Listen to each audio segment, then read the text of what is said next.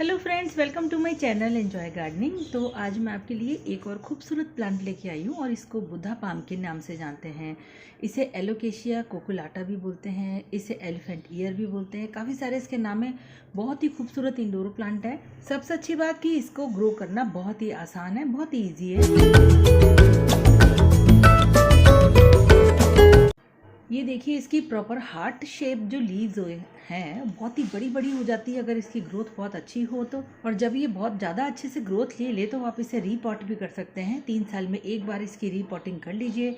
बहुत ही खूबसूरत प्लांट है, बहुत ही जल्दी ग्रो होता है ये और हमेशा हेल्दी बना रहता है। सबसे अच्छी बात एक और बताऊँ आपको, इसमें पेस्ट वगैरह नहीं लगते। मैंने इसको 3 साल से अपने घर में लगा रखा और मैंने कभी नहीं देखा कि इसमें कोई पेस्ट वगैरह कीड़े वगैरह लगे हों। इसे प्रोपोगेट करना भी बहुत ही आसान है, यानी एक आप कहीं से भी इसका राइजोम ले आएंगे तो घर में बहुत सारे प्लांट बना सकते हैं। फ्रेंड्स, आप इसकी लीव्स देखिए कितनी खूबसूरत हैं और बहुत बड़ी हो जाती हैं।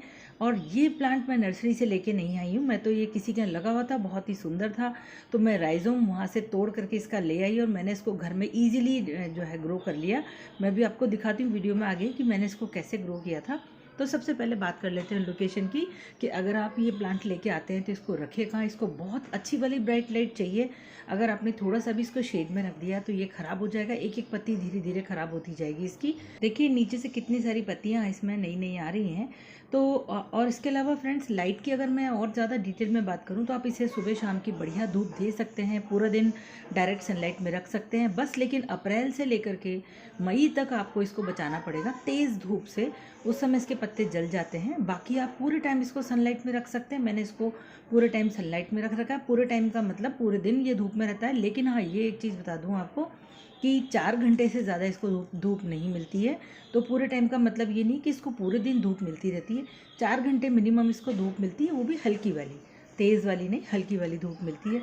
इसके जो पत्ते होते हैं ना, बिल्कुल वैसे होते हैं जैसे पान के पत्ते होते हैं ना। अगर छोटे पत्ते हों तो ऐसे ही लगेगा जैसे पान के पत्ते हों, लेकिन साइज़ बहुत ज़्यादा बड़ा हो जाता है इसकी पत्तियों का।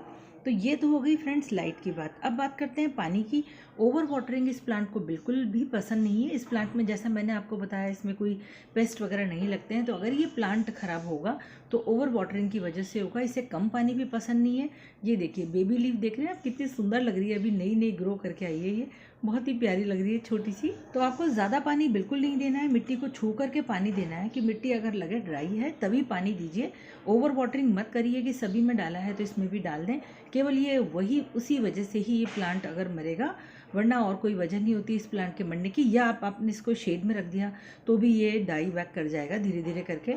ये देखिए पीछे मेरा एंथोरियम प्लांट लगा हुआ है और ये लेमन कलर की जो लीव्स होती है ना, बिल्कुल वही शेड का है। बहुत ही सुंदर तरीके से ग्रो कर रहा है। देखिए पास में ही मैंने देखिए ये डेफिन भी किया है। इसे मैंने पानी में लगा रखा है। थोड़े दिनों पहले मैंने इसका वीडियो भी अपलोड किया था कि इसको पानी में कैसे ग्रो कर रहे हैं। बहुत अच्छे से ग्रो हो रहा है ये। मैंने अब की बार डेफिन बाकी के बहुत सारे प्लांट तैयार किए थे। बहुत ही इजीली इसका प्रोपगेशन हो जाता है। मैंने अपलोड किया है चैनल पर अपने वीडियो। तो बात कर लेते हैं वापस से वही कि इसको प्लांट को हमेशा आपके घर में कैसे बनाए रखें। एक तो आप इसे शेड में मत रखिए और ओवर वाटरिंग मत करिए, फिर आप देखिएगा आपके घर में ही रहेगा प्लांट, कहीं नहीं जाएगा। बहुत ही सुंदर लगता है देखने में। कभी कभी आप इंडोर रख सकते हैं इसको, वीक में 2 दिन आपने अंदर रख लिया, लेकिन उसके बाद इसे बाहर निकाल दीजिए, वरना ये धीरे धीरे खत्म हो जाएगा। ये देखिए मैं आपको दिखाती हूँ कि किस तरह से ग्रो करता है। ये देखिए जो दिख रहे हैं ना आपको, ये इसके राइजोम्स हैं। इस तरह से ये राइजोम इसमें ग्रो होते रहते हैं ढेर सारे। तो ये जो ड्राई जो इसमें दिख रहा है ना, इसका कवर है ये इसके स्टेम पर, और ये जो रिंग्स दिख रही है ना, यहीं से ये प्रोपोगेट होता है, यहीं से रूट्स निकलती हैं। अब बात कर लेते हैं मिट्टी की। तो मैंने इसकी नॉर्मल मिट्टी तैयार की है। एक हिस्सा गार्डन की सॉइल, एक हिस्सा रिवर सैंड और एक हिस्सा मैंने इसमें कंपोस्ट मिलाया है। आपको जो थोड़ा बहुत ऊपर ये दिख रहा है मॉस ग्रास है, क्योंकि मैंने इसको शेल्फ में ऊपर की तरफ रख रखा था और अभी कुछ दिनों तक जो बारिश का सीज़न चल रहा था उसकी वजह से मिट्टी बाहर निकल के आती है, तो मैं प्लांट के ऊपर सरफेस पे मॉस ग्रास बिछा देती हूँ ताकि चींटे न लगें। तो बस इसी तरह से आपको इसकी मिट्टी तैयार करनी है और बिल्कुल भी कोई खास नहीं है। अब बात कर लेते हैं इसके प्रोपगेशन की। ये अपने आप मल्टीप्लाई होता रहता है, खूब सारे राइजोम इसमें बन जाते हैं। तो ऐसे करके यहाँ से कट कर दीजिए या कहीं से ले आइए। तो यहाँ से आप इसको तोड़ लीजिए राइजोम को। ये देखिए मैं आपको दिखा रही हूँ, मैं जब इसकी ये राइजोम तोड़ के लाई थी उस समय का दिखा रही हूँ। एक राइजोम मैंने ऐसे तोड़ लिया और उसके बाद आप डायरेक्ट इसे मिट्टी में लगा दीजिए या फिर ऐसे पानी में। मैंने क्या किया था, पहले इसको पानी में लगा दिया था और जब इसमें रूट्स निकल आई थी तब मैंने इसको मिट्टी में डाला था। ये देखिए 5-6 दिन के अंदर ही इसमें रूट्स आना शुरू हो जाती हैं और उसके बाद इसे ट्रांसफ़र कर दीजिए मिट्टी में। तो आप बहुत सारे इसके प्लांट बना सकते हैं। और अभी मैं बात कर रही थी ना कि पानी में मैंने लगाया इस प्लांट को, तो एक टिप और आपके साथ शेयर कर रही हूँ। अक्सर मेरे से लोग पूछते हैं कि एग्लोनिमा प्लांट मर रहा है, क्या करें। ये देख सकते हैं आप, ये प्लांट जो है एग्लोनिमा स्नो वाइट है, और ये मिट्टी में एक दिन ऐसा हुआ था कि इसके पत्ते बिल्कुल लटक गए थे, तो मैंने इसको पानी में लगाया था और उसके बाद इसे मैंने मिट्टी में ट्रांसफ़र किया है और देखिए बहुत ही अच्छे से ग्रो कर रहा है। तो इसलिए आप अपने प्लांट एग्लोनिमा को बचाना चाहते हैं या एलोकेशिया को, तो आप इस तरह से कुछ दिनों के लिए पानी में लगा दीजिए। जब उसके पत्ते लटक जाएं और आपको लगे कि अब ये मरने वाला है, कई बार आता है ना, इतने कॉस्टली इतने महंगे प्लांट हैं और हमें बेचैनी सी घबराहट सी होती है कि कैसे बचाएं इसको।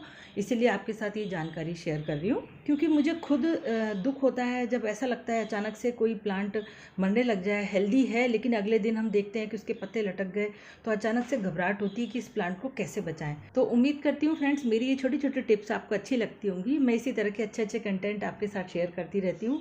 तो अगर आप मेरे चैनल पर नए हैं, पहली बार मेरा वीडियो देख रहे हैं, तो चैनल को सब्सक्राइब कर लीजिए और नोटिफिकेशन बेल प्रेस करके ऑल पर क्लिक जरूर कीजिए, तभी आपको सारे वीडियोस के नोटिफिकेशन मिलते रहेंगे। मेरी इन्फॉर्मेशन दूसरों तक जरूर शेयर कीजिएगा। चलिए फिर मिलेंगे इसी तरह के अच्छे कंटेंट के साथ, तब तक के लिए बाय बाय, टेक केयर।